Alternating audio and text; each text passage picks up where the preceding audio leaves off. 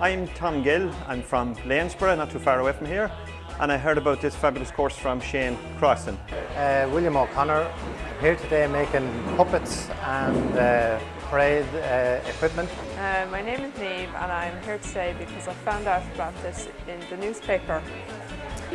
Sorry, my name is Martin Smith. In this puppetry show that the Mide group. So far so good, I'm enjoying it.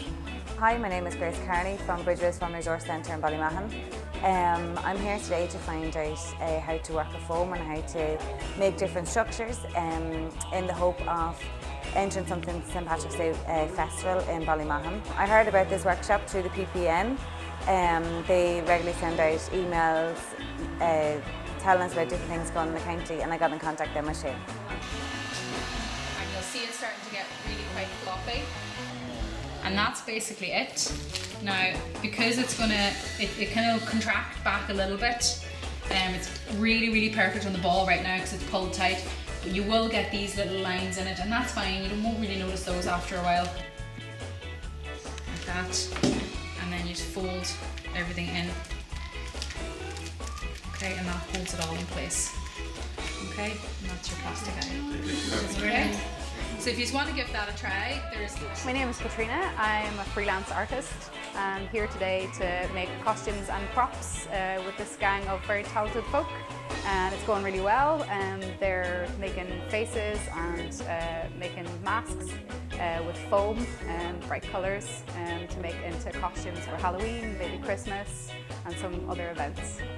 I didn't know what to expect really when I came in here today. I'd never worked with anything like foam or anything before. I'd done different things with bamboo and stuff, but foam is a totally different way of making masks and things. Well, we learned about glue guns and how to cut out shapes of hands and how to get the creases in hands, eyeballs and stuff like that for puppets and face masks. When the gang were learning how to use the Zotofoam, we came up against some challenges like overheating the foam so that it gets sticky and doesn't stick together properly.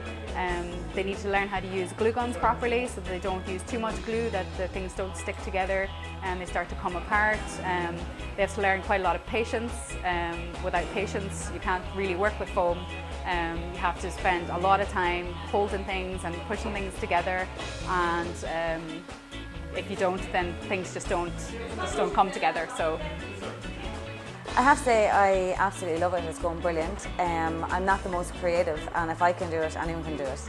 So I think it shows that it's easy enough to work with the foam once you kind of have the materials, and yeah, I'm really enjoying it. When you get used to it, it's quite easy.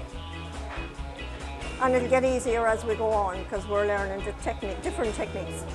We were involved in the St Patrick's Day parade last year, and we went around to Granard and we went to Longford and different events, Collinstown as well, to a parade up there.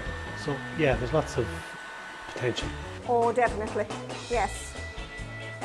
We have parades. We've also at the Family Resource Centre, there's always different occasions where we need to make things, so yeah.